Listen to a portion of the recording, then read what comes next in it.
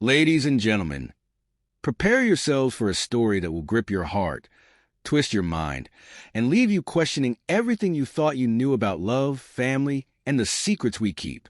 This is not just a tale of a wedding day gone wrong. It's a story of courage, survival, and the unbreakable bond between a father and his daughter. Sit back, listen closely, and let me take you to a small, picturesque town in Georgia where the sun was shining, the birds were singing, and the air was thick with anticipation.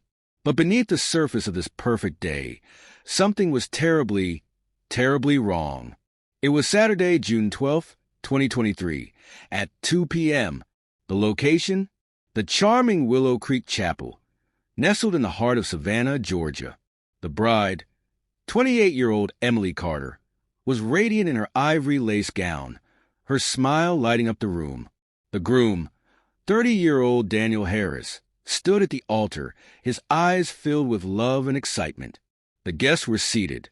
The flowers were in full bloom, and the atmosphere was electric with joy. But no one could have predicted what was about to happen next. Enter the maid of honor, 26-year-old Jasmine Thompson. Jasmine was not just Emily's best friend. She was her confidant, her sister in every way but blood. But Jasmine wasn't smiling. Her hands were trembling, her eyes darting around the room as if searching for an escape. And then, in a moment that would change everything, she turned to her father, Marcus Thompson, a tall, broad-shouldered man with a stern expression, and uttered 7 words that sent chills down everyone's spine. "Dad, lock me in the cellar." The room fell silent. The guests exchanged confused glances. Emily, the bride, froze in place, her bouquet slipping from her hands. Marcus hesitated for a split second, his face a mask of conflicting emotions. And then, without a word, he grabbed Jasmine's arm and began to lead her away.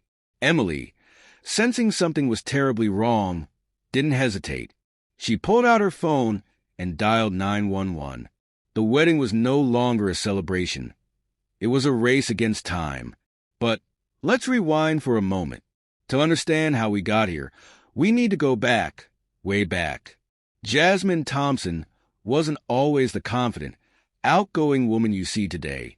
She grew up in a strict household, raised by her father, Marcus, after her mother passed away when she was just 6 years old. Marcus was a man of few words, a former Marine who believed in discipline, order, and control. He loved his daughter deeply, but his love was often expressed through rules and restrictions. Jasmine learned early on that questioning her father's authority was not an option. As Jasmine grew older, she began to chafe under her father's tight grip. She dreamed of freedom, of a life beyond the walls of their home. But Marcus had other plans. He wanted to protect her, to shield her from the dangers of the world. And so, he built a cellar beneath their house, a safe space, he called it. But to Jasmine, it felt more like a prison. Over the years, the cellar became a place of punishment, a reminder of her father's control. And now, on what should have been the happiest day of her best friend's life, Jasmine was asking to be locked in that very cellar. Why? Emily's 911 call set off a chain of events that would bring the entire town to its knees. Police arrived at the chapel within minutes, their sirens wailing, their lights flashing. Marcus was detained, his face a mixture of anger and fear. Jasmine was taken to the hospital, her body weak, her spirit shattered. And Emily? She stood by her friend's side, refusing to leave, her wedding dress now a symbol of her unwavering loyalty. As the days turned into weeks, the truth began to emerge. Jasmine had been living a double life, hiding a secret so dark, so painful, that she couldn't bear to face it alone. The cellar wasn't just a place of punishment. It was a place of refuge, a place where she could escape the horrors of her reality. And Marcus? He wasn't just a controlling father.